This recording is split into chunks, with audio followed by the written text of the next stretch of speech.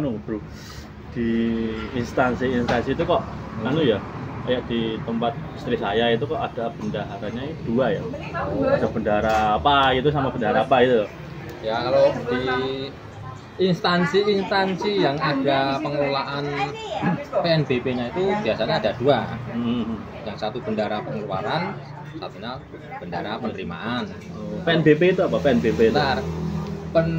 Bendahara pengeluaran itu kan yang mengurusi operasional kantor, yang pokoknya yang membayar ini itu tagihan bla bla bla bla itu. Oh, yang membayar, mengeluarkan uang gitu ya. Tapi kalau bendahara penerimaan itu ya seperti saya ini atau dinamakan bendahara penerimaan atau PNBP. Nah, PNBP itu apa PNBP itu? PNBP itu adalah penerimaan negara bukan pajak. Jadi salah satu sumber pendapatan negara selain ya? Pajak dan apa itu ya? Ada BUMN atau apa itu punya pemerintah itu.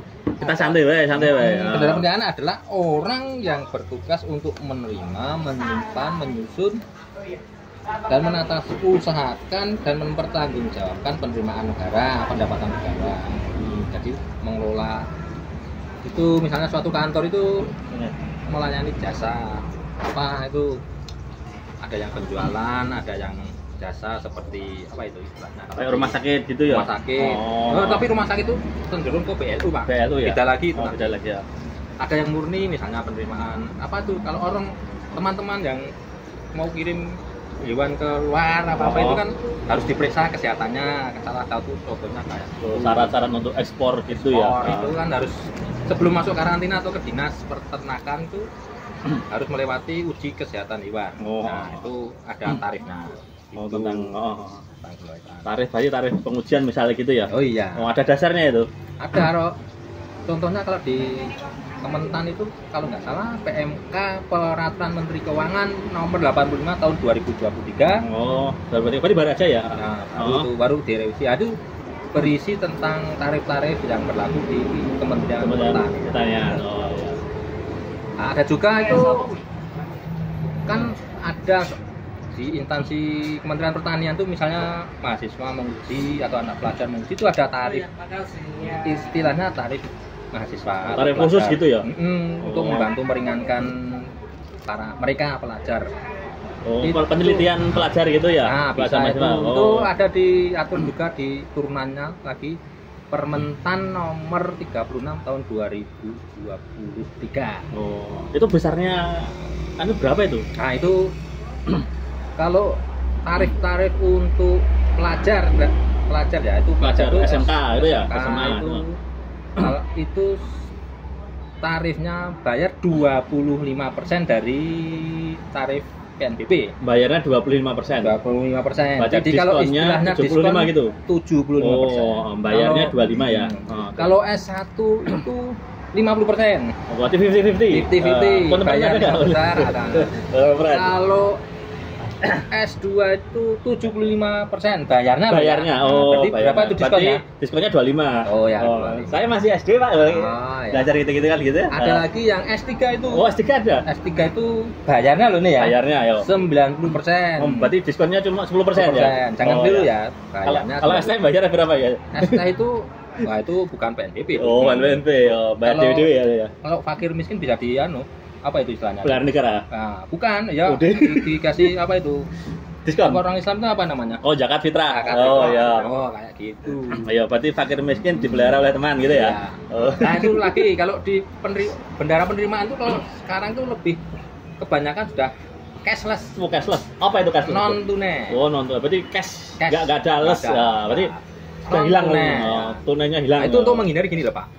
Kan ada misalnya pengguna jasa atau masyarakat bayar ke situ kan petugasnya itu kan harus segera nyetor ke bank atau ke pos atau kemana ke kas negara ya. Kas negara tujuannya ke kas negara. Nah, terus takut nanti kadang tuh uangnya nggak segera disetor.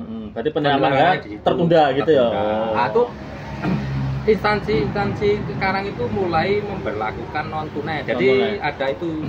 Wah, itu bagus itu Pak. Iya. Jadi menghilangkan dugaan-dugaan yang tidak gitu ya. Makanya itu ada di Kementerian Keuangan tuh menerbitkan yang namanya Simponi. Simponi itu untuk Simponi orkestra gitu enggak? Enggak. Itu simponinya Purwacaraka apa-apa. Nah, itu Simponi itu misalnya nanti ini contohnya kalau di teman saya di Kementerian Pertanian tuh misalnya menguji kan. Nah itu kalau sudah mengirimkan sampel itu nanti setelah diperiksa sesuai terus enggak, maksudnya sampelnya sudah sesuai jumlah dan tarifnya gitu. Enggak, tarifnya nanti itu pokoknya sampel itu bisa diuji terus minta ujinya apa bla bla bla bla gitu. Nah, nanti sama petugas nanti dibikinkan tagihan. Ya. Nah, berdasarkan tagihan itu yang bagian PNBP atau bendara penerimaan tadi membuat kode billing. Nah, lewat Simponi tadi. Simponi itu kode billing itu terdiri dari 15 digit angka. Ini ya itu customer dikirimi kode pengguna billing jasa itu, pengguna jasa, pengguna atau masyarakat itu dikirimi kode billing, bisa ditunggu, bisa ditinggal selama meninggalkan nomor WA yang bisa diterima. Berarti kode billingnya ini itu ya? Nah itu kode billing itu nanti bisa dibayarkan misalnya di bank, nggak punya m-banking apa-apa atau bisa melalui teller bank atau ATM bisa? Kantor pos bisa? Wah hebat ini. Saya itu kan ke kasir, tapi kan sekarang kan zamannya canggih loh. Canggih. Sekarang kan ada paylater gitu. M-banking ada itu kayak yang belanja kayak sebut saja yang orange itu, Shopee misalkan, terus Tokopedia. Itu bisa lewat situ. Ada menu tagihan, terus ada penerimaan negara itu diklik, masukkan kode billing tadi, pasti terbayar sesuai dengan nominal yang tertera. Gitu. Itu nggak bakal kedoblan misalnya, waduh aku mau bayar ketarinnya, nggak bakal ya. Karena sekali bayar pasti kayak virtual account gitu ya, betul ya. Nah terus gini, misalnya saya bayar, terus kantor saya tuh bendaharanya tanya buktinya mana gitu loh, bukti membayarnya apa, itu loh, kwitansi atau apa kan nggak tahu gitu. Sebenarnya itu pengertian PNBP itu kan bukan kantor yang dituju untuk menguji itu bukan menerima uang. Bukan menerima uang ya? Bukan, cuma instansi itu membuatkan tagihan.